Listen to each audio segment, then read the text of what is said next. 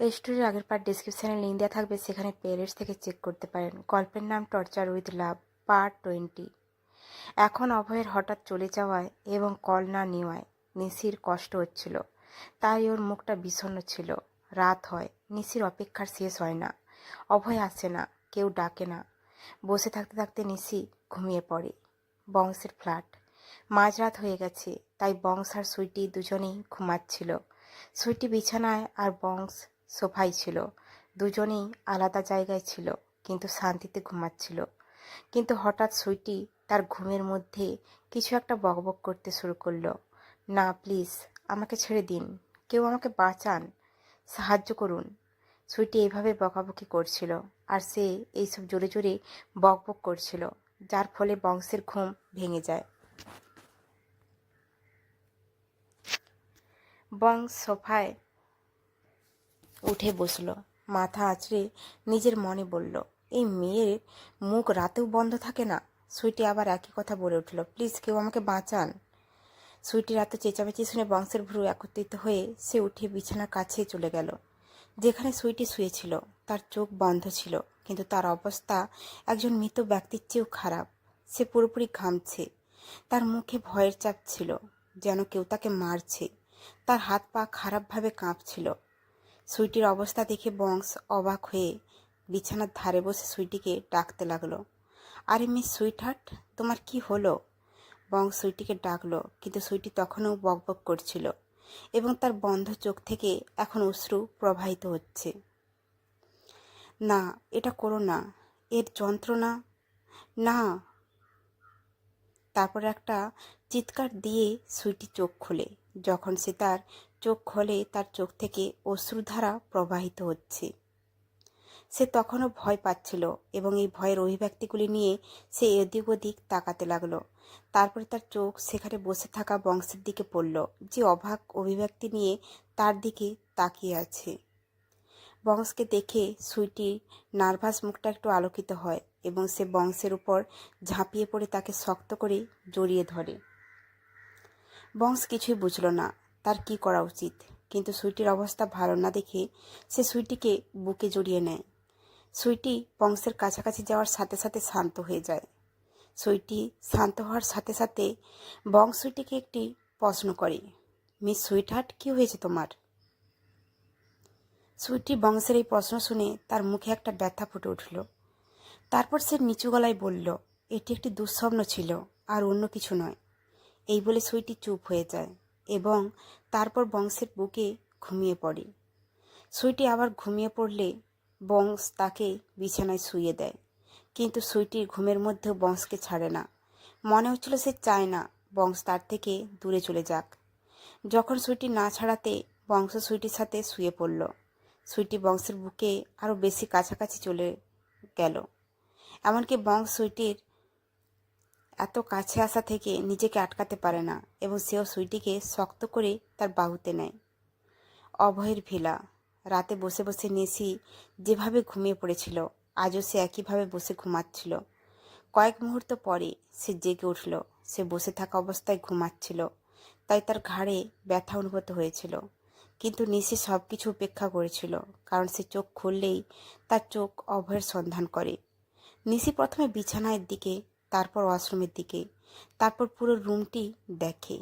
নিশি অভয়কে খুঁজল, কিন্তু কোথাও অভয়কে দেখতে পেল না। কেমন করে দেখা হবে, কারণ সে তখনও আসেনি। নিশিও ব্যাপারটা বোঝে, তাই ওর মুখে আবার বিষণ্ণতা ফুটে ওঠে। নিশি উঠে ওয়াশরুমের দিকে যায় এবং তারপর তার সকালের রুটিন করতে শুরু করে।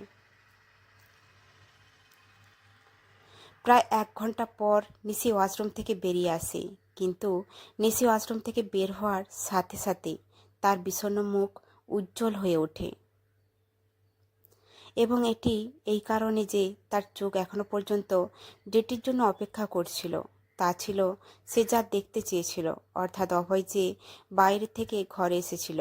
অভয়কে দেখে নিশি তার কাছে এসে জড়িয়ে ধরে অভয়কে। নিশি অভয়কে জড়িয়ে ধরল, কিন্তু অভয় নিশিকে জড়িয়ে ধরল না, বরং নিশিকে নিজের থেকে দূরে ঠেলে দিয়ে বলল,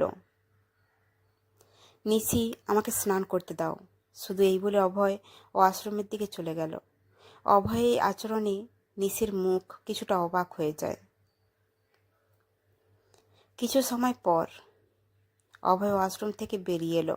সে তার অফিসে যাওয়ার জন্য প্রস্তুত হতে শুরু করলো এবং যখন সে প্রস্তুত হয়ে রুম থেকে বের হতে লাগলো, কিন্তু তখন নিশি তার হাত ধরল, যে তার জন্য অনেকক্ষণ ধরে অপেক্ষা করছিল। নিশি তার হাত ধরায় থেমে গেল। সে কোনো আবেগ ছাড়াই নিশির দিকে তাকালো, যেখানে নিশি আগে থেকেই অভয়ের দিকে তাকিয়েছিল।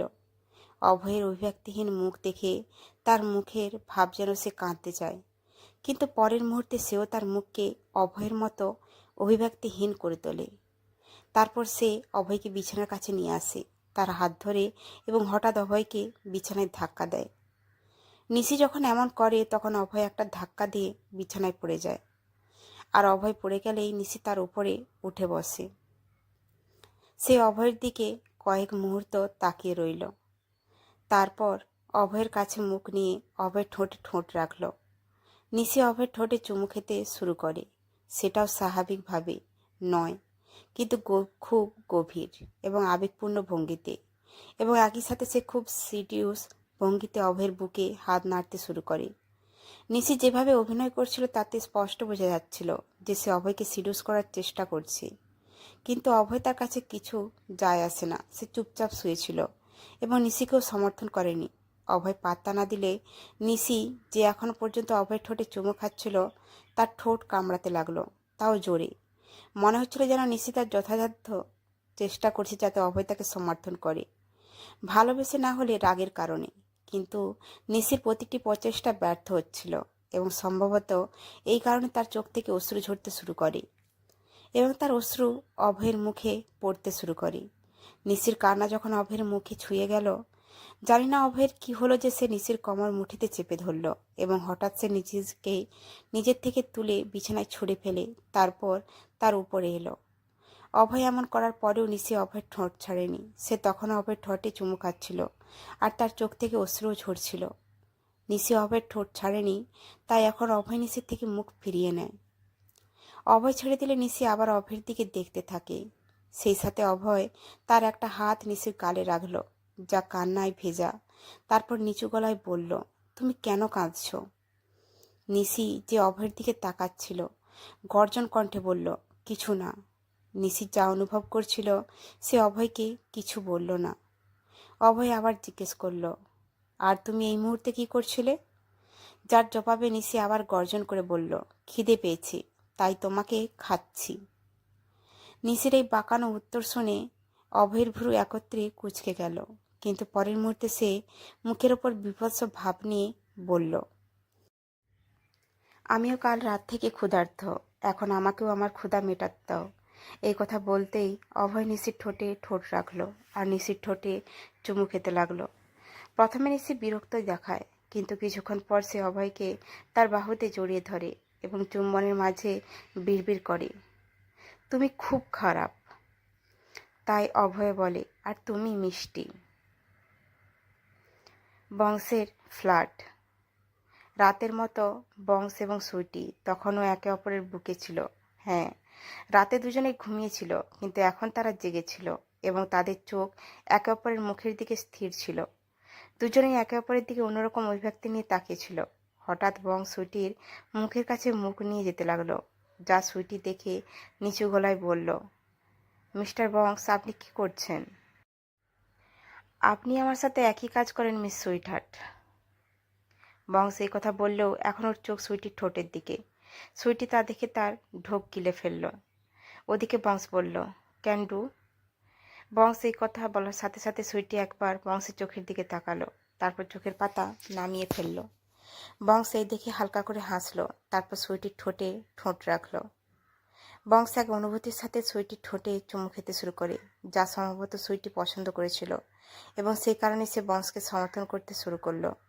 সুইটিও আবেগের সাথে বংশের ঠোঁটে চুমু খেতে শুরু করে এবং তার হাত দিয়ে বংশের চুলে হাত বুলাতে শুরু করে। রাতের সময়। অভয়ের ভিলা। নিশি তার রাতের রুটিন করছিল।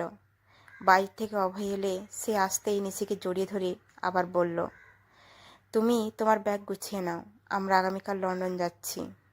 অভয়ের কথাগুলো শুনে নিশির মুখ প্রশ্নে ভরে গেল। সে অভয়ের দিকে ফিরে বলল, কিসের জন্য? অভয় বলল, আমার একটা মিটিং আছে। যদি মিটিং তোমার হয় তাহলে তুমি যাও, আমি যেতে চাই না। নিশি অভয়ের কাছ থেকে সরে যাওয়ার সময় এই কথা বললে অভয় নিশির হাত ধরে তাকে নিজের কাছে ফিরিয়ে নিয়ে এসে বলল, আমি তোমাকে একা ছেড়ে যেতে পারবো না। নিশি অভয়ের এই কথাগুলো বলার সাথে সাথে জোরে বলল, তুমি গতকাল আমাকে ছেড়ে চলে গিয়েছিলে। নিশির কথাগুলো শুনে অভয় একটু চুপ হয়ে গেল। তারপর একটু অসভ্য সুরে বলল, তোমাকে যা বলা হয়েছে তাই করো, এবং এখন আমি চলে যাচ্ছি। নিশি জিজ্ঞেস করল, কোথায়? অভয় বলল, আমার স্টাডি রুমে, কিছু কাজ আছে। এই বলে অভয় নিশিকে ছেড়ে ঘর থেকে চলে যায়। নিশি শুধু তাকিয়ে থাকলো। তারপর মনে মনে বলল, খরুস কথাকার, অর্ডার দিচ্ছে। রাত 2টায় তার কাজ শেষ করে এখন অভয় স্টাডি রুম থেকে তার রুমে আসে। তাকে খুব ক্লান্ত দেখাচ্ছিল, তাই সে তার শার্ট খুলে ফেলল। তারপর সে এসে বিছানায় শুয়ে পড়ল এবং নিশিকে বুকে তুলে নিল, যে ইতিমধ্যেই শুয়ে ঘুমাচ্ছিল। নিশিকে বুকে নিয়ে অভয় প্রথমে তার কপালে হালকা চুম্বন করল এবং তারপর চোখ বন্ধ করল।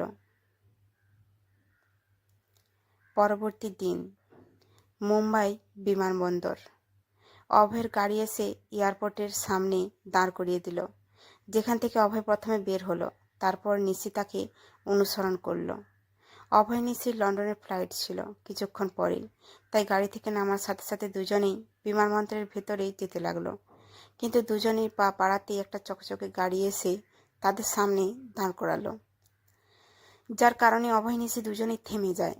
মায়াঙ্ক সেই চকচকে গাড়ি থেকে বেরিয়ে আসে এবং তার সাথে একটি মেয়ে থাকে। এটা দেখে অভয়ের মন খারাপ হলো না, কিন্তু নিশি যখন মেয়েটিকে দেখল তখন তার মুখের অভিব্যক্তি এমন হয়ে গেল যেন সে এই মেয়েটিকে ঘৃণা করে। মেয়েটি যখন নিশিকে দেখল তখন তার মুখে একটি দুষ্ট ভাব ফুটে উঠল এবং একই অভিব্যক্তি নিয়ে সে অভয়ের দিকে এগিয়ে গেল। নিশি যা দেখল, এখন সেও অভয়কে ঘৃণার সাথে দেখতে শুরু করে এবং সম্ভবত সে অভয়কে এতটাই ঘৃণা করে যে সে তার হাত থেকে তার হাত ছাড়িয়ে নেয় এবং তার কাছ থেকে কিছুটা পেছনে চলে যায়। যা অভয় উপলব্ধি করে না। সেটা হলো না কারণ তার মনোযোগ তখনও মায়াঙ্ক আর নেত্রার দিকে। এখানে নিচে অভয় থেকে দূরে সরে গেছে, নেত্রা অভয়ের কাছাকাছি চলে এসেছে। অভয়ের কাছাকাছি এসে নেত্রা নিশির দিকে তাকালো এবং তারপর তার মুখে কিছুটা বিরক্তিকর ভাব নিয়ে সে অভয়কে বলল, অভয়, আমার আসতে দেরি হয়ে যায়নি তো? নেত্রার এই প্রশ্নে অভয় বললেন, না। এই কথা শুনে নেত্রা এবার ঠোঁটে মৃদু হাসি দিয়ে বলল, তাহলে চলো, যাই হোক আমাদের ফ্লাইটের সময় হয়ে গেছে। নেত্রা এই বিষয়ে অভয় কিছু বলল না, সে শুধু চোখ মাথা নাড়ল। এই ছিল নেত্রা ও অভয়ের মধ্যে সব কথোপকথন, এবং তারপর তারা এখান থেকে চলে যেতে লাগলো। প্রথমে নেত্রা সরে গেল, তারপর অভয় চলতে লাগলো, কিন্তু সে অনুভব করলো তার হাত খালি। যখন অভয় তার হাত খালি অনুভব করলো, সে এখন বুঝতে পারলো যে নিশি তার সাথে বা তার কাছে নেই। অভয় থেমে নিশির দিকে তাকালো, যে তার থেকে একটু দূরে দাঁড়িয়েছিল, এবং এখন সে নিজের মধ্যে হারিয়ে দাঁড়িয়েছিল। নিশিকে এভাবে দেখে অভয়ের ভ্রু একত্রিত করে তারপর নিশির কাছে গেল। অভয় নিশির কাছে এলে এখান থেকে যে নেত্রা যাচ্ছিল সেও থেমে গেল, সেদিকে তাকালো। তারপর নিশির দিকে চোখ রেখে মনে মনে বলল, মিস মেড থেকে মিসেস মহারানী পর্যন্ত তুমি আমার পরিশ্রম নষ্ট করে অভয়ের জীবনে ফিরে এসেছ। এটি তোমার পক্ষে ঠিক হয়নি, তবে কিছুই না। তোমাকে কিভাবে সামলাতে হয় তা আমি খুব ভালো জানি। আরও একবার নেত্রার মুখের উপর দুষ্ট অভিব্যক্তি নিয়ে বলল, আবার তোমাকে তোমার যোগ্যতা দেখাতে এবং অভয়ের জীবন থেকে ফেলে দিতে মজা হবে। এই বলে নেত্রা হাসে। তারপর এখান থেকে এয়ারপোর্টের দিকে চলে যায়। এদিকে অভয় যে নিশির কাছে গিয়েছিল, নিশির হাত ধরে বলল, কি হয়েছে নিশি? চলো। নিশির মধ্যে হারিয়ে যাওয়া নিশি অভয়ের কথায় তার জ্ঞান ফিরে আসে এবং জ্ঞানে আসার সাথে সাথে সে নিজের হাত দেখে অভয়ের হাত ঝাড়া দিয়ে রাগান্বিত কণ্ঠে বলে, আমার কোথাও যাওয়ার নেই। নিশির আকস্মিক ক্ষোভ অভয়কে খানিকটা চমকে দিল। সে কিছু বলতে যাচ্ছিল, কিন্তু নিশি তার কথা না শুনে ওখানে দাঁড়ানো গাড়িতে গিয়ে বসল। ড্রাইভারকে বলল, এখান থেকে চলো। নিশি হয়তো ড্রাইভারকে যেতে বলছে, কিন্তু ড্রাইভার গাড়ি চালায় না, কারণ সে অভয়ের লোক। তাহলে সে নিশির কথা শুনবে কি করে? ড্রাইভার গাড়ি স্টার্ট না করতেই নিশি চিৎকার করে বলল, চলো। নিশি যা করছে অভয় সব দেখছে।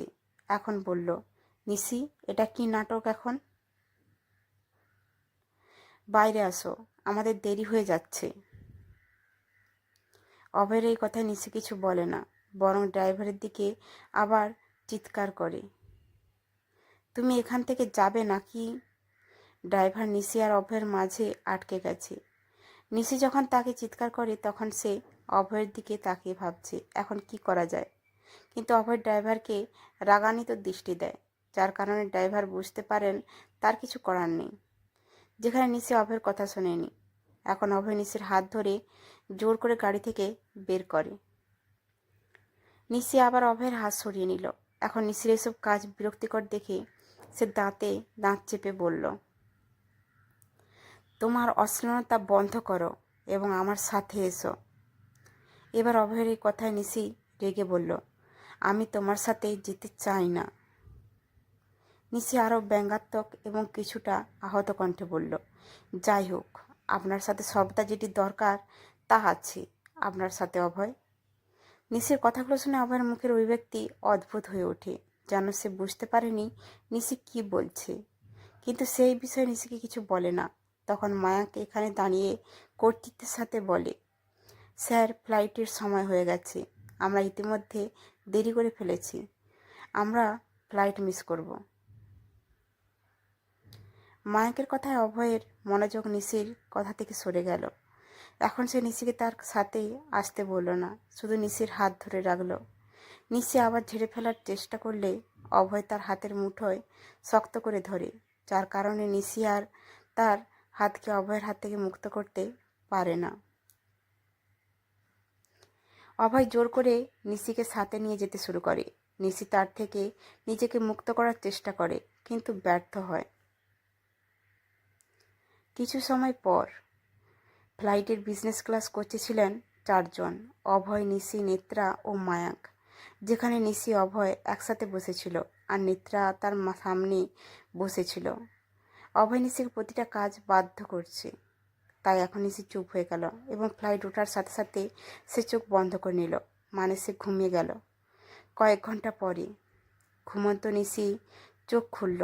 চোখ খুলতেই সামনের দৃশ্য দেখে নিশির চোখ ভিজে উঠল। যেখানে আগে মায়াক আর নেত্রা বসেছিল সামনে, এখন নেত্রা বসেছিল, কিন্তু মায়াক নয়, এখন মায়াকের জায়গায় অভয় বসেছিল।